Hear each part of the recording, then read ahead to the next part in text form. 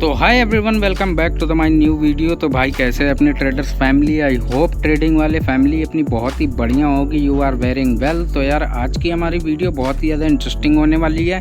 और भाई सबसे ज़्यादा इंपॉर्टेंट बात बता दूं कि भाई जिसने भी गोल्ड के शेयर 2 से 3 दिन के अंदर लिए हैं ना भाई, उसका बढ़िया तगड़ा वाला प्रॉफिट होके गया होगा पक्का। अगर जिसका प्रॉफिट हुआ भाई तो मुझे वीडियो में ज़रूर कमेंट करके बताना। और आज की हम लोग लर्निंग वीडियो स्टार्ट करते हैं। तो स्टार्ट करने के साथ साथ सबसे पहले हम अपना टाइम फ्रेम को करेंगे 1 मिनट का। तो यहाँ से हम नीचे आते हैं और अपने टाइम फ्रेम को कर लेते हैं 1 मिनट का। अब 1 मिनट चार्ट पैटर्न लगाने के बाद अब हम यहाँ पे अपने चार्ट पैटर्न के हिसाब से मूवमेंट स्टार्ट करने वाले हैं। तो गाइस ध्यान से नज़रें बना के रखना, क्योंकि आज की मार्केट बहुत ज़्यादा बुलिश थी और बुलिश होने के साथ साथ मार्केट ने यहाँ पे बहुत ज़्यादा स्टैंड अप भी दिया। तो कैसे प्रॉफिट होगा और कैसे लॉस होगा तो यहाँ पे इस वीडियो पे बताने वाला हूँ। क्योंकि आज की जो मार्केट थी उसने भाई अच्छा खासा प्रॉफिट मुझे भी मॉर्निंग में दिया था और इवनिंग टाइम पे मैं ये वीडियो शूट कर रहा हूँ। तो गाइस सबसे पहले ध्यान देने वाली बात है, हमने मार्केट की सोल्ड आउट पॉइंट को देखना, मतलब सोल्ड आउट पॉइंट देखेंगे। सबसे पहले मार्केट ने अपनी स्टार्टिंग पॉइंट कहाँ से दी है।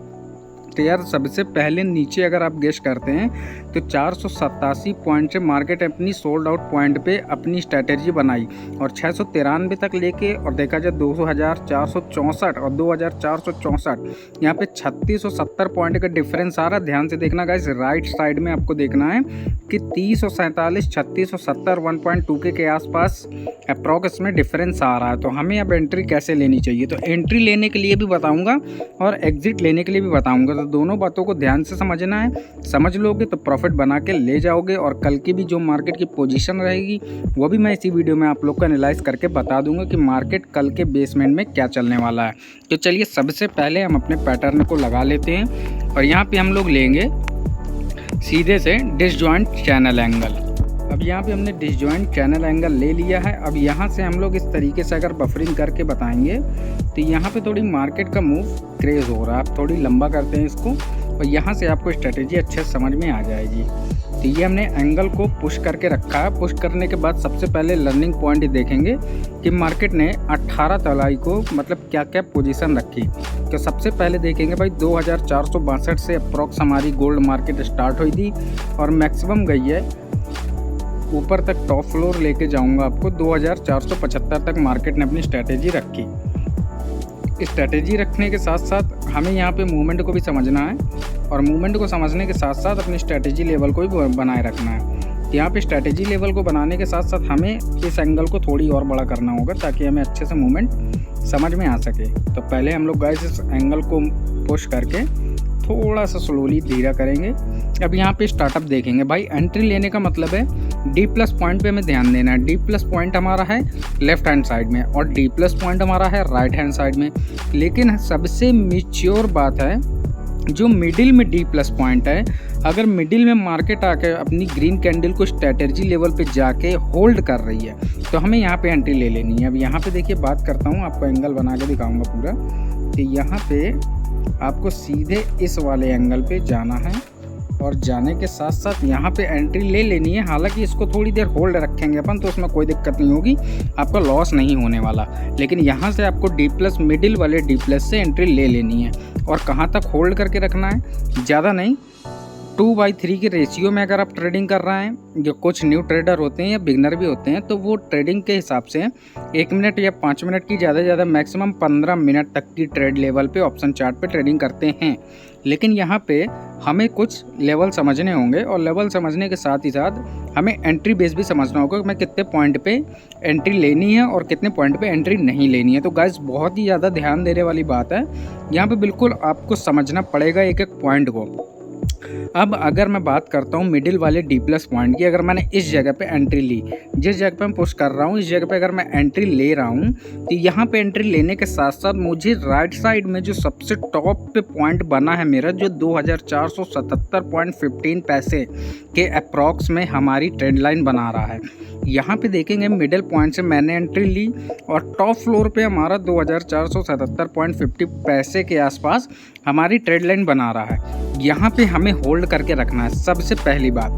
और यहाँ पे जो मेन टॉपिक होने वाला है वो कोई भी ट्रेडर हो भाई सबके लिए है, A to Z सबके लिए वर्क करने वाली है ट्रिक। तो सबको बता रहा हूँ कि 1 से 15 मिनट का गैप अप यहाँ पे कोई मायने नहीं रखता कि आपको मतलब 1 मिनट से 5 मिनट में 15 मिनट में ही ट्रेडिंग करनी है। ऐसा कहीं कुछ जो है मायने नहीं रखता।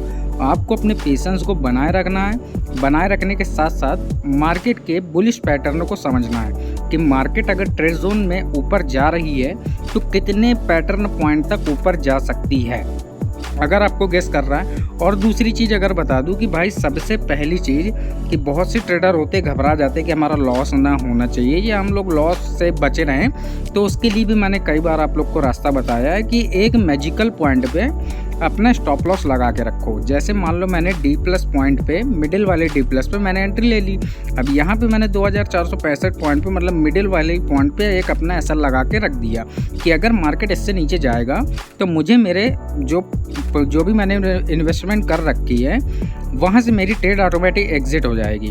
लेकिन कुछ होते हैं जो बिल्कुल माइंड ट्रैकर होते हैं कि उन्हें बिल्कुल क्लियरली पता होता है कि मार्केट इतने तक जाएगी और यहाँ से मेरा प्रॉफिट ही प्रॉफिट होने वाला है, तो उन्हें ऐसा लगाने की कोई फ़िलहाल ज़रूरत नहीं पड़ती। और मैं भी बहुत ही कम ऐसा लगाता हूँ जब मैं बहुत ज़्यादा डाउटलेस होता हूँ कि भाई समझ में नहीं आता मार्केट का मूवमेंट कि किधर को जाना है किधर को नहीं जाना, तो मैं अपनी सिक्योरिटी के लिए एक ऐसा लगा के रख देता हूँ कि अगर मार्केट डाउन पे जाएगी तो मेरी ट्रेड ऑटोमेटिक एग्जिट हो जाएगी। और अगर मैं क्लियर हूँ कि मार्केट ऊपर जाने वाली है तो मैं अपना एसएल नहीं लगाता हूँ। तो यहाँ पे जो है बेसिकली जो न्यू ट्रेडर हैं या जो बिगिनर हैं उनके लिए एसएल काम करने वाला है। और जो कंटिन्यू ट्रेडिंग करते हैं, जो ट्रेडिंग के मास्टर हैं और जो ट्रेडिंग सीख रहे हैं, उनको थोड़ी आइडियाज़ है, लर्निंग आइडियाज़ अच्छे हैं, तो वो ऐसा ना भी लगाएं तो चलेगा। लेकिन मार्केट को बिल्कुल एनालाइज करके अच्छे से समझ लेना चाहिए कि मार्केट हमारी बेसिक पॉइंट पे कहाँ पे जाने वाली है। तो वही चीज़ें बता रहा हूँ कि मार्केट का अगर बेसिक पॉइंट मैंने 20 से मिडिल से डी प्लस पॉइंट से मिडिल में लिया और मैंने टॉप फ्लोर तक होल्डर रखा और मार्केट यहाँ पे ओपन हो रही है और देखो 2470 से 77 पहुँच रही है, मतलब 70 से 77 के अप्रॉक्स में पहुँच रही है। तो उस जगह मैं अपने शेयर्स को, गोल्ड के शेयर्स को मतलब सेल कर दूंगा जो मैंने परचेस करके रखे थे मिडिल डी प्लस पॉइंट पे।